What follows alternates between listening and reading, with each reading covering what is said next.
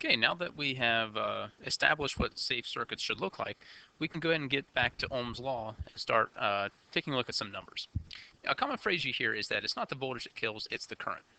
There is some truth to that, but you know, why would companies post signs like danger, high voltage, if the voltage was not dangerous? Now, true, it is the current that will burn tissue,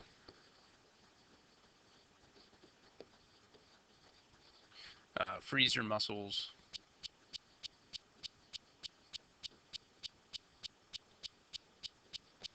and you fibrillate your heart.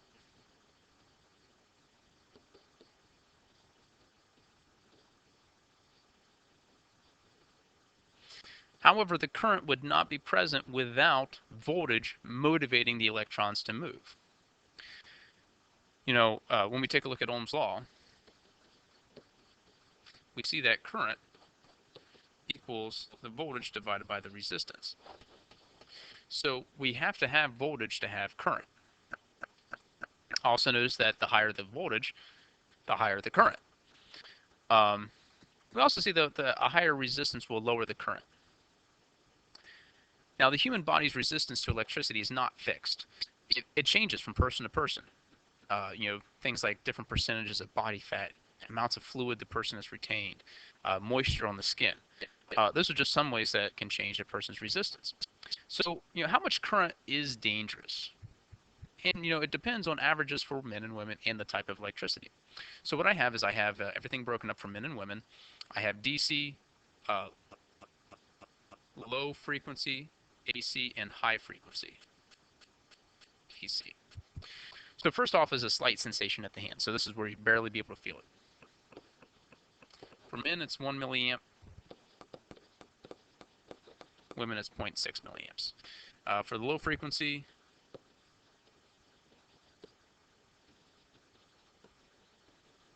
and then for high frequency, it takes a lot of current for you to be able to sense it for high frequency AC. High frequency AC is a lot safer. Okay, now for the threshold of perception. So this would be like getting a shock, a very, very, very light shock.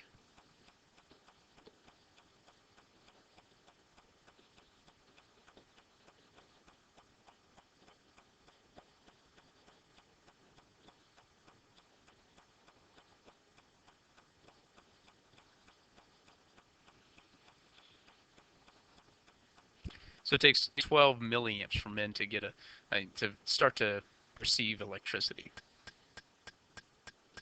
Now, I'm not entirely sure why women have a lower tolerance to electricity than men. I'm not sure. Uh, and these numbers they mainly come from animal testing. Um, it's not ethical to do these tests on humans. All right, so let's say painful, but no tinnitus. You're still able to let go of it.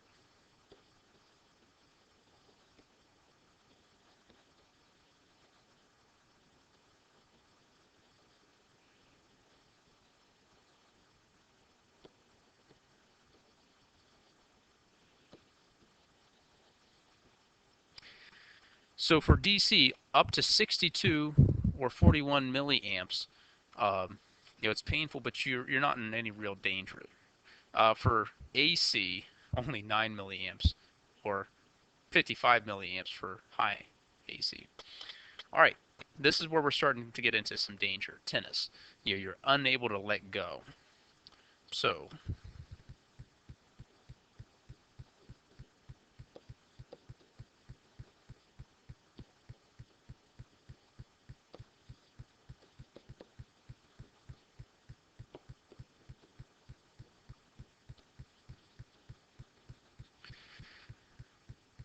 all right, next one, severe pain, difficulty breathing.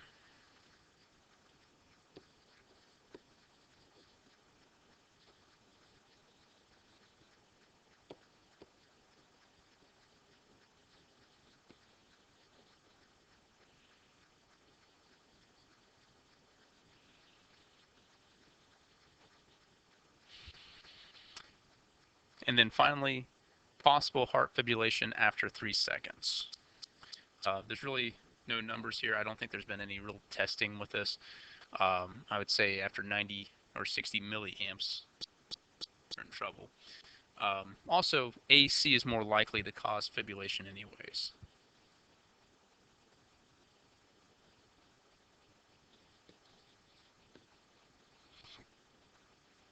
And for the first time, we see that high frequency AC can be a little more dangerous than low frequency when it comes to fibrillation, putting the heart out of rhythm. All right, so with those numbers in mind, let's do a little bit of math here. Suppose I were to place my two hands across the terminals of an AC source at 60 hertz, so it's dangerous. How much voltage would be necessary in this clean, if my hands are clean, dry skin conditions, to produce 20 milliamps? And looking at our chart, 20 milliamps for it'd be tennis, so I'd be froze onto the wire. Well, EMF equals I times R. So milli means 10 to the negative third, so 20 times 10 to the negative third amps. And then the resistance of skin, where it's clean and dry, is 1 million ohms. So that means it would need a 20,000 volt battery, or need 20,000 volts. All right, now let's pretend, same situation, but now I have some water on my skin so that the resistance is reduced to 17,000 ohms.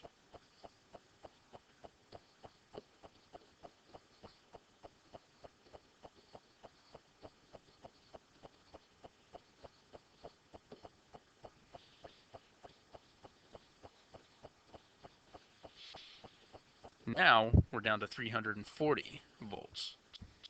The wall outlet in your home is 110 to 120 volts. Okay, let's say your resistance lowers even more because let's say you're married and you have a metal ring on your finger and that comes into contact, and that drops your resistance down to 1,000 ohms.